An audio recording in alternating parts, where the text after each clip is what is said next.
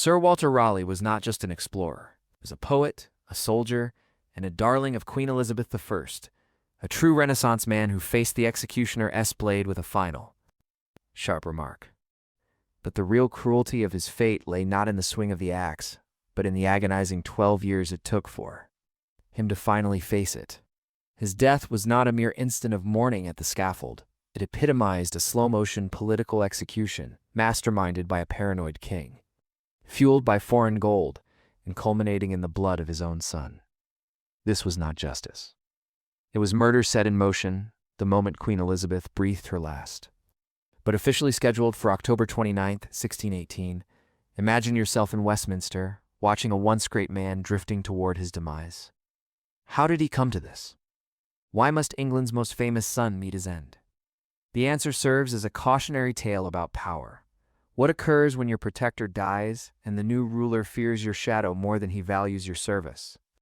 If you appreciate narratives rooted in documented history drawn from trial transcripts, diplomatic dispatches, and the insights of historians, consider subscribing. It's the best way to support our work, and we would love to hear from you about where you are listening in from around the world. This story is constructed from verified sources, including preserved trial records, Mark Nichols' 2018 biography, Sir Walter Raleigh, Life and Legend, and the first-hand accounts of John Chamberlain and Dudley Carleton. Asterisk, a new era begins. Asterisk now. Let us return to the pivotal moment that marked the beginning of the end. March 24, 1603, Queen Elizabeth I has passed away. For over 40 years, she had been the embodiment of England. And Raleigh was her favored man-on archetype of a courtier, a commander, a poet, an adventurer. He held lucrative monopolies over wine, cloth, and tin, and served as captain of the Queen's Guard, warden of the Stannaries, and governor of Jersey. Raleigh lived in the opulent Grand Durham House along the Strand, a man of wealth and power who possessed both brilliance and arrogance. Yet, enemies including the sharp-witted hunchback, Robert Cecil, had long awaited this moment. With the ascension of King James VI of Scotland, who became James I of England, everything changed. James was a different breed altogether, a scholar but riddled with insecurities, consumed by fears of plots, and keen on maintaining peace with Spain, England's historic enemy. Raleigh epitomized everything James distrusted. A war hero with popular support, fiercely anti-Spanish, and a remnant of the old Queen's court. Within weeks, the axe began to fall on Raleigh, not on his neck, but on his life. In May 1603, James stripped Raleigh of his captaincy, inflicting a personal humiliation that was a mere precursor to further assaults on his fortune. His lucrative wine monopoly was revoked, and before he knew it, Durham House was seized, leaving him homeless, jobless, and discarded. But Robert Cecil wasn't done, as the aim was to obliterate Raleigh entirely. Asterisk, the conspiracy begins. Asterisk, what emerged as a supposed conspiracy dubbed the main plot was as fragile as it was fabricated. The accusation claimed that Raleigh had colluded with Lord Cobham to overthrow King James and install Lady Arabella Stuart, the king's cousin, as his successor. The conspirators were allegedly backed by Spain, who was purportedly in exchange for tolerating English Catholics, giving them the means to bankroll the insurrection. The Crown's star witness, Lord Cobham, himself weak, terrified, and interrogated without a lawyer at his side, ultimately frightened into signing a confession that implicated Raleigh. This flimsy evidence became the crux of the prosecution's case, despite the fact that Cobham would soon retract his entire testimony. On November 17, 1603, as the plague swept through London, Raleigh's trial was moved to Winchester, where the Grand Hall was packed with spectators eager to witness the proceedings. Raleigh was led before a commission of judges, a jury predisposed to convict him, and a prosecutor, Edward Coke, who harbored a particular distaste for him. A brilliant yet malevolent character, Coke turned the proceedings into a macabre sport. By law, Raleigh was prohibited from calling any witnesses, engaging a lawyer, or confronting his accuser. "Bring my accuser into this court," Raleigh demanded, yet the judges continually refused his entreaties. Coke unleashed his venomous onslaught, branding Raleigh a monster, declaring he bore the face of an Englishman, but the heart of a Spaniard. He labeled him the most vile and execrable traitor that ever lived. In stark contrast, Raleigh maintained his composure and spoke with remarkable eloquence. He dissected the purported evidence Cobham's shaky, retracted confession, highlighting its absurdities and contradictions, directly reminding them that Cobham had even managed to send a letter exonerating him. Yet Coke countered with another statement from Cobham, conveniently reaffirming the accusation but undoubtedly coerced under pressure. The case against Raleigh rested solely on this tangle of paper, signed by an absentee witness. For hours, Raleigh presented his defense, his arguments sharp, compelling, swaying even those who had come prepared to mock him. By the trial's conclusion, contempt had morphed into sympathy among the spectators. However, the verdict had already been determined. The jury deliberated for merely 15 minutes before pronouncing their judgment. Guilty. The Lord Chief Justice delivered the gruesome sentence of full measure for treason. Raleigh would be hanged, yet cut down alive, his entrails and genitals torn out and burned before his eyes, followed by decapitation and quartering. As he listened in silence, the date of execution was set, but King James hesitated. The last great Elizabethan, still popular among the people, could not be dispatched on such flimsy evidence. His execution would be too perilous to undertake. In a cruel twist of fate, mere days before he was to be executed, Raleigh's sentence was suspended. It's not overturned but held in abeyance. He was transferred back to the Tower of London, where he would await his fate for the next 13 years. The Tower was not the dank dungeon one might imagine for a man of his status. Instead, he had reasonable accommodations, and his wife Bess and their son Wat were permitted to live with him for several years. Another son, Carew, was even born there in 1605, with access to books, visitors, and a small shed for his alchemical experiments. Raleigh endeavored to make the best of a dismal situation. He brewed cordials, distilled spirits, and turned his confinement into a venture of scholarship, drafting an ambitious project, a history of the world, from creation to his own times. Published in 1614, it became a monumental achievement and a veiled critique of monarchy. Drawing parallels between ancient tyrants and the court of King James, although the king attempted to suppress it, the book became a sensation.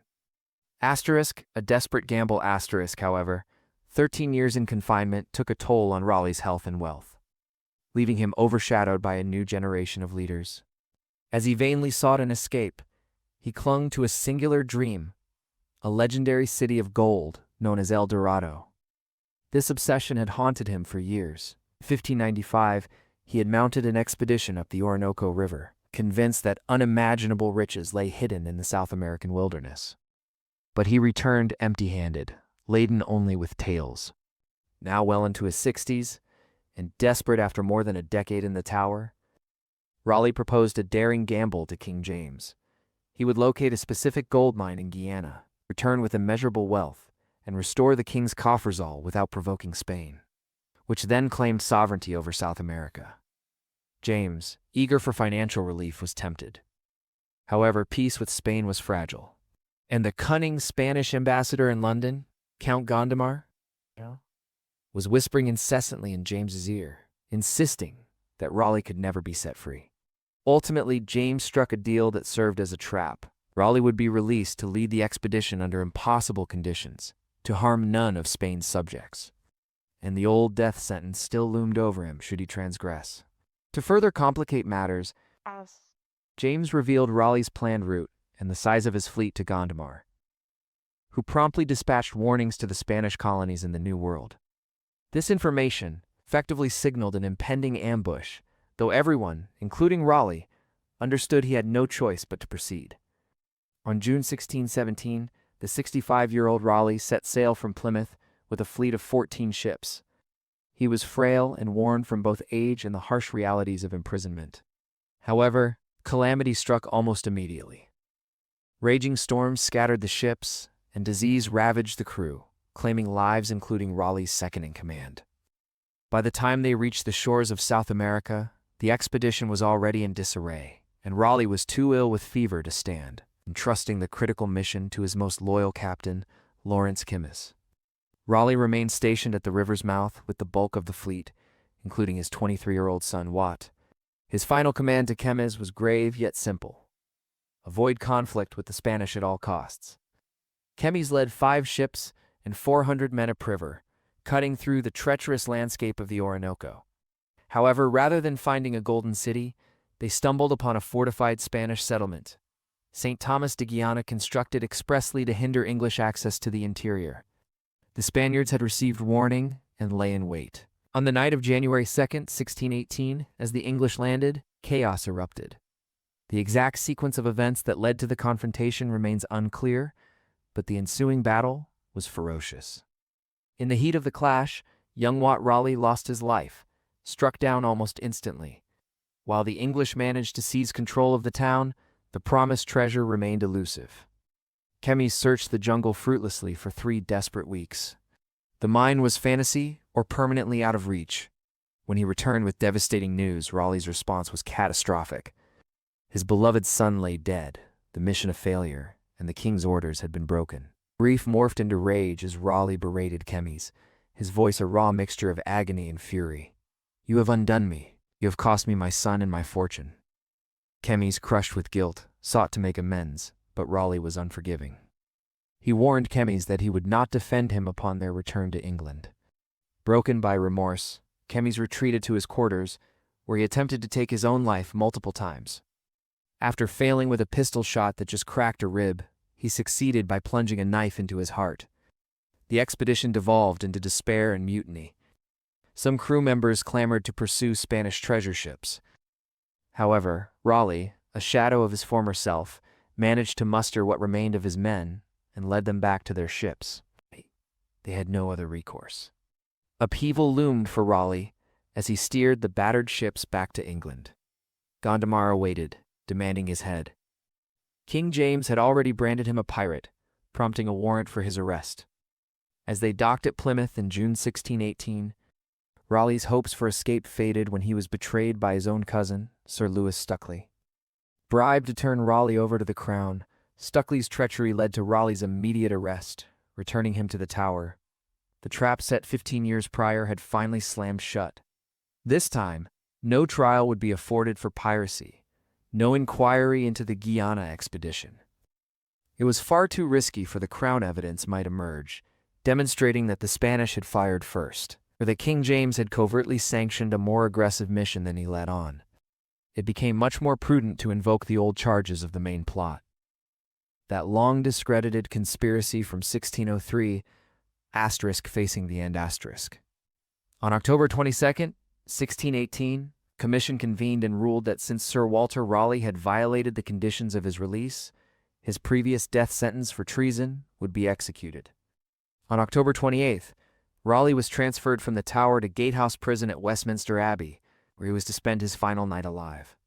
There, he penned a heartbreaking letter to his wife Bess. "My love, I send you this when I am dead, that you may keep it. My advice is that you remember it when I am gone. I would not, of my own will, present you with sorrows, dear Bess. Let them go with me to the grave and be buried in the dust." On the morning of his execution, he ate a hearty breakfast and smoked one last pipe of tobacco, the very plant he had helped introduce to England.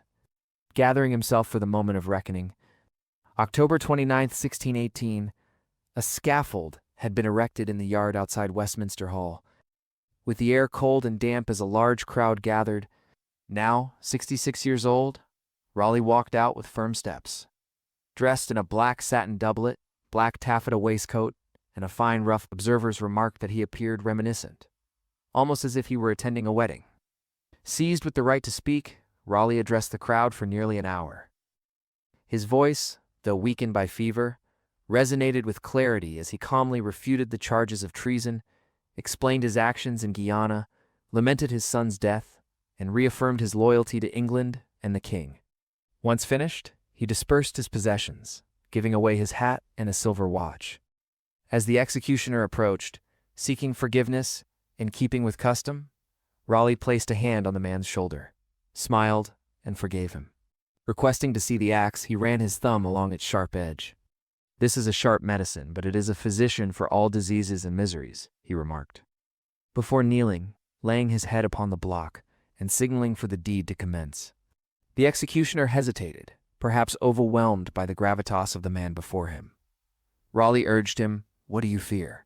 Strike, man, strike." When the axe fell, the first blow was clumsy and failed to sever, sending a groan rippling through the crowd. The executioner quickly struck again, this time successfully severing Raleigh's head. The hangman raised it aloft, declaring, "Behold the head of a traitor." But the crowd remained silent, acutely aware that he was no traitor. They were watching the state-sanctioned murder of one of England's greatest figures unfold before them. The brutality of Sir Walter Raleigh's demise transcended the mere act of the access strikes. It resided in the 13 mournful years of captivity, the public humiliation, the meticulously orchestrated expedition that had led to the death of his son, and the cynical revival of a long-dead lie to serve as justification for this political assassination. Yet history would not let the tale conclude without a chilling epilogue. King James allowed Raleigh's body to be retrieved by his wife Bess, and he received a hasty burial that same day at St. Margaret's Church, Westminster. However, Raleigh's head would not rest alongside his body. On Bess's request, it was embalmed and subsequently kept by her in a small green velvet bag, a poignant reminder of the legacy of a man who had dared to dream, love, and ultimately die for his ideals. Subscribe to our channel and press the bell icon to support our work and never miss an upload. Like this video, drop a comment, and share it with others to show your support and help us grow this historical community.